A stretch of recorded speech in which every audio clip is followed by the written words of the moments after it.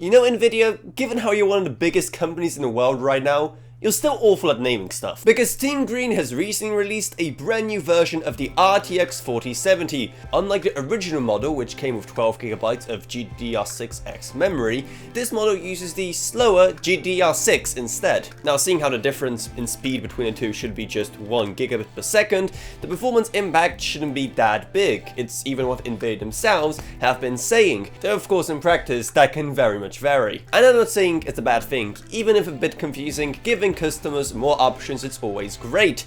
However, looking at the boxes of these brand new cards, you can barely even tell that they're using these step down memory chips. Especially for people who already have no idea what all of this GDDR6X and 6 nonsense is about, this is gonna be extra confusing when they have no idea what card they're even buying. So the question we're all asking ourselves is just, why is it not more obvious? Maybe this is just Jensen's way of quietly replacing the old 4070 with this new model without no one noticing. But we notice, Jensen, we notice. But what do you think about all of this? Let me know down in the comments below. And are you gonna buy a 4070 if it has this step down GDDR6 RAM? Again, let me know all of that down below. And maybe check out a Patreon as well, so maybe one day we can actually test the performance difference in these ourselves. But huge thanks to Gavin Burns, Justin Rage, Avrona, Active Panda, Bodish Roker, Patrick Harrison, Not a Pseudonym, Meg Sumner, Shane Allgrove, Lensby, Level Up, and Robert Sanders. But anyway, that's about it. So I hope you enjoyed this video. If you did, then remember to subscribe, like, whatever, and I'll see you all in whatever I make next.